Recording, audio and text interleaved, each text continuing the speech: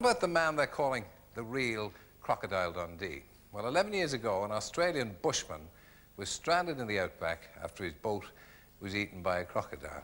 And the man survived for 2 months in an area where I wouldn't have lasted 2 minutes, a bit like Shepherd's Bush. And after his rescue, there was great fuss and palaver. He was invited to the big city for the first time in his life. Does that all sound familiar? Well, on Wednesday, you can see his story in the BBC2 documentary, In Search of a Real Crocodile Dundee.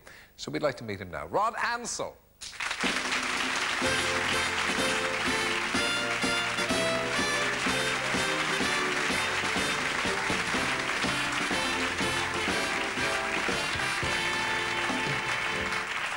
Crocodile Dundee, as we all know, was a massive hit in the box office in 1986. But your story was in 1977. So what happened? I went on a fishing trip, a bit of a holiday, and went up a remote river in the Northern Territory, the Fitzmaurice, uninhabited river. Yeah. Crocodile finished my boat off, but I managed Do they come that big to eat boats? 17, 18 feet, weigh a ton. Yeah. Big lizard. That's big enough, yeah. Yeah. Go on, sorry. And I was lucky enough to save a rifle and 17 bullets, and I just lived off the land for a couple of months. When you say you lived off the land, and I mean there's nobody for 1,000 miles, is there? Maybe more. Yeah. How did you live off the land? I ate goanna, crocodile, You wild pig. You ate the crocodile? Yeah. Not the same fella that ate your boat. No. No, but I mean you shot the crocodiles. Yeah, yeah. Yeah. The goanna, which is a lizard. Yeah. Yeah. Wild pig, wild buffalo, whatever. How did you kill the wild? Well, you shot the wild. But you must have been running out of bullets at this stage. Did you never miss? Oh, it doesn't pay to miss under those conditions. No, that's true. No. Yeah. But see, your meat you can cut into thin strips and dry it. Lasts a long time. Pemmican. You've got it. Yeah. Now, what about? Didn't I see?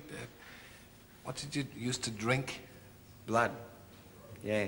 See, the Europeans have pretty well stuck on a diet of flour, tea, sugar and salt. That's and right. without them, you get pretty crook. So what did you do to avoid getting crook? Drank blood. It's got a pretty high salt content. Where'd you get the blood? From the animals. Yeah. Cold or did you warm it up? It was warm already. So you were drinking it warm from the live Yeah. well.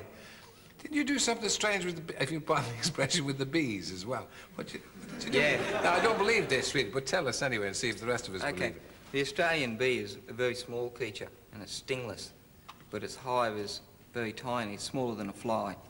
And the bees were coming to the water's edge to drink, but I didn't know where their hive was, so I took a piece of cotton from my shirt and fluffed it up. And I dunked a bee in the water, tip him upside down and put the fluff on his legs. And if he could just get off the ground and fly, I could follow him. So that's how I could keep up my sugar. Do you expect me to believe that? You tied cotton to a bee's legs and followed it to the hive? Yeah, you don't have to tie it, you just have to fluff it up. Extraordinary story. And that, like, again, the famous Crocodile Dundee, you became a brother to the Aborigines. Yeah, I'm a full member of the Murrumbara tribe. Yeah. You go to what they call the corroboree and things like that. Corroboree. Ceremony. Yeah. And you learn law, Aboriginal law, and you go through various stages of it. And with Aboriginals, it doesn't end like we finish school when we're 17 or whatever. They have a series of things you'll learn right up to old age. They're supposed to have all sorts of abilities that modern man has forgotten.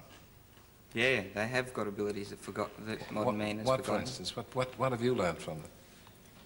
Oh, well, the biggest thing I think I've learned is that we're all born very powerful people. They have a belief that we're all born powerful people and that the main thing we have to do in our life is learn to handle that responsibly. See, what we do is we take kids when they're 5 years old, put them in school, 40 at a time, in front of an authority figure, which we learn when we grow up, some 19-year-old kid out of teacher's training college who doesn't know much about the world anyway, okay?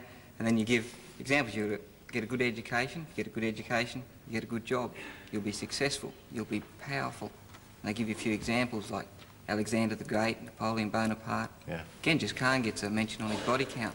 Yeah. But so what do the Aborigines do to teach you power then? They just, well, living in the bush teaches you that, because everything you do, you're responsible for your own actions. It's not as if you're sitting in an office where you sign a piece of paper and you don't really know where it's come from and what its effect is on the other hand. You see that everything you do has an immediate effect. Have you seen any examples of Aboriginal abilities at extrasensory perception or sending messages across many miles to each other? Oh, they do that, but then we have that too. You know, the telephone rings, but you know, of course, who it is when you pick it up. That happens occasionally to all of us. But they support that belief, which means that they heighten that perception. So they do have that ability. And you believe that? It's genuine? I've seen it. Have you managed to acquire any of it yourself? Has it heightened in you since your association with the Aborigines?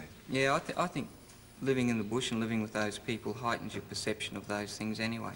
How do you earn your living now? I know that Paul Hogan turned a little nasty on you when you wanted to use the name Crocodile Dundee, and there was a certain suggestion that your story had inspired Crocodile Dundee, because I think two of the co-writers of the film say that it was inspired by you.